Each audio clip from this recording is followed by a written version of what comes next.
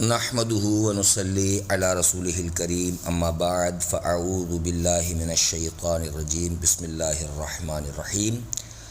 Programme تلقین غزالی کے ساتھ میں ہوں غلام نبی منصوری، اور ہم گفتگو کر رہے ہیں معاتبہ یعنی توبیخ نفس، یعنی نفس کی ڈانٹ ڈپٹ۔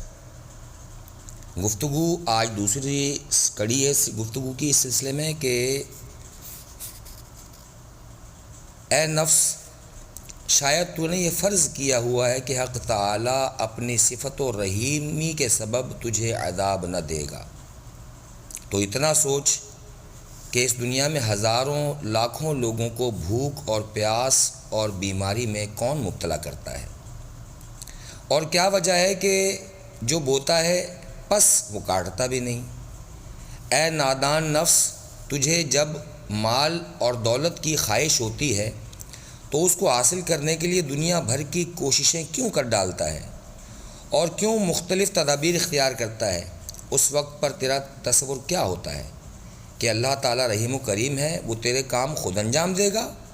کیوں مال و دولت کے لیے اتنی مصیبت اٹھاتا ہے؟ اے نفس، ممکن ہے تو یہ کہے کہ احکام الہی برحق، لیکن یہ باعث رنج و تکلیف ہیں۔ لیکن کیا نہیں جانتا کہ جسے رنج اٹھانے کی طاقت نہ ہو، اسے بڑی تکلیف سے بچنے کے لیے چھوٹی تکلیف اٹھا لینی چاہیے؟ کہ دوسروں پہ یہ فرض ہے تو اس پر فرض ہوتا کہ کل دوزخ کے عذاب عظیم سے نجات ممکن ہو، کہ جو رنج اٹھاتا نہیں وہ رنج سے بچتا بھی نہیں۔ اگر آج معمولی تکلیف برداشت نہیں کر سکتا تو کل عذاب جہنم کی تکلیف اور ذلت کیسے برداشت کر پائے گا؟ مال و زر کے لیے بڑی بڑی مصیبتیں اٹھانا منظور، آخر کیوں اور کیسے؟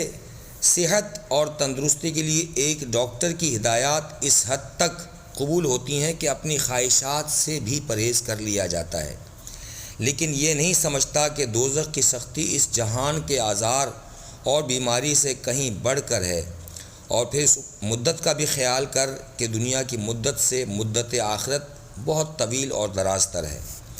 اے نفس، افسوس ہے تجھ پر کہ تو ہمیشہ یہی سوچتا رہا کہ بس اب توبہ کرنا ہی چاہتا ہوں اور توبہ کر کے نیک اور بہتر کاموں میں مشغول ہو جاؤں، لیکن یہ حقیقت نہیں جانتا کہ کیا پتہ تیرے سوچتے سوچتے موت آ جائے اور اچانک یہاں سے لے جائے، اور تب حسرت اور ارمان ہی باقی رہ جائیں۔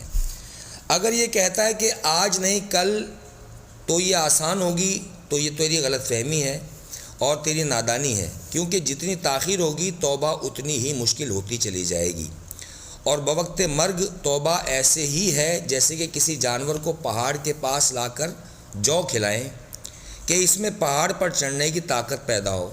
یہ تو ایسا ہی کہ کوئی آدمی حصول علم کے لیے گھر سے نکلے اور پھر سستی و کاہلی کی بنا پر یہ کہے کہ میں اپنے شہر میں ہی پوری کوشش کروں گا کہ علم حاصل کر سکوں، اور یہ نہ سوچے کہ حصول علم کی منزل تو بہت دور دراز ہے اور اس کے لیے طویل عرصہ درکار ہے۔